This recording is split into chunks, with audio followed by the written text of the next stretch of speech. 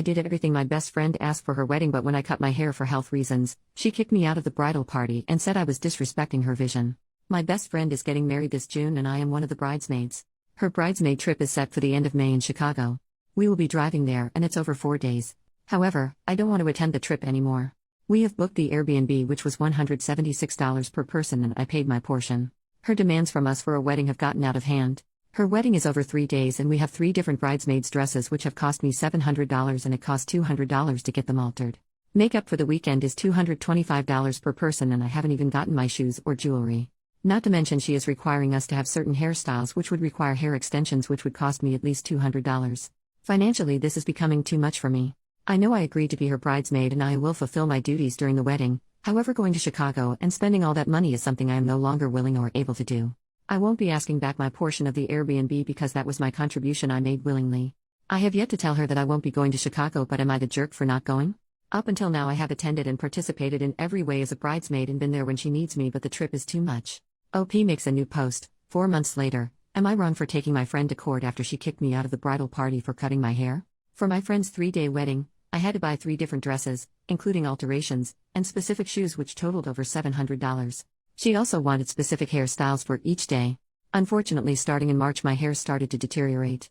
Due to health reasons my hair was falling out in chunks, and in May I made the difficult decision to cut my hair.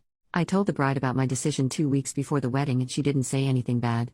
The following week, she came over to my house and when she was about to leave, she brought up that she was concerned about my haircut and I told her it would look good even though I wouldn't be in uniform with the other bridesmaids. The following day I received this message.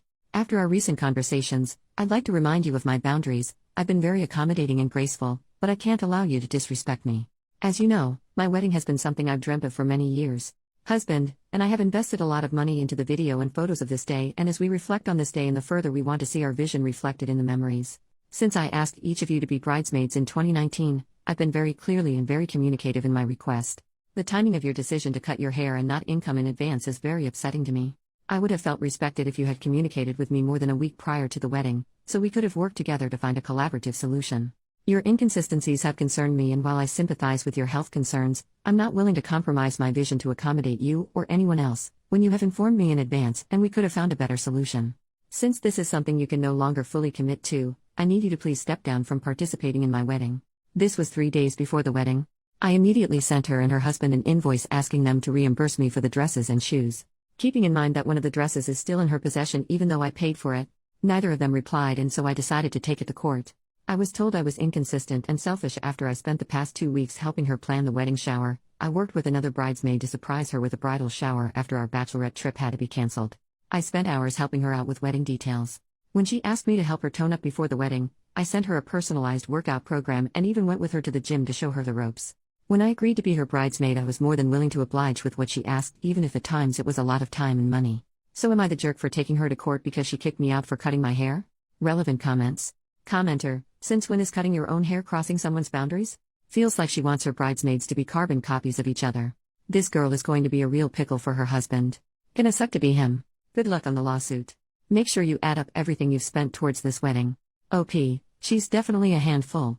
As much as I would love to ask for all the money back, which comes up to almost $2,000, I decided to just ask for the money spent on dresses, dress alterations and shoes because I can't use them for anything, they aren't my style, and selling them will be hard because they've been altered to my body. Commenter number 2. Is your hair much shorter as you said in a comment, or did you buzz your head completely? Are we talking pixie cut or military? Either way, I don't think you're the jerk, but I understand your friend not wanting a literally bald bridesmaid. It's extremely materialistic of her to appreciate looks over your feelings, but if that is who she is, then don't be surprised if she doesn't want a single bald head standing out in her wedding photos. She doesn't care about you. OP, nope, I'm not bald. It's more of a tapered cut. For info, I am black and have coarse hair. Update, 1 year later, this has been a long time coming. I've had a lot of people reach out to me asking what the results of the case have been.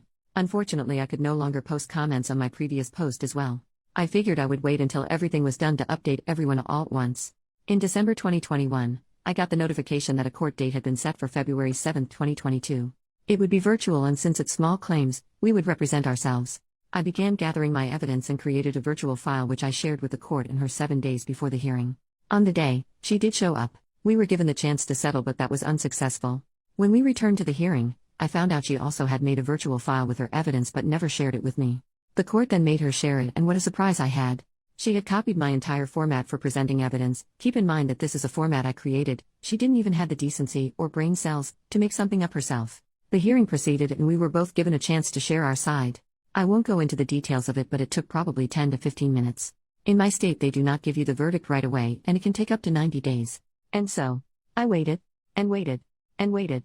Then yesterday, May 5th, almost 90 days after, I got a verdict. I won.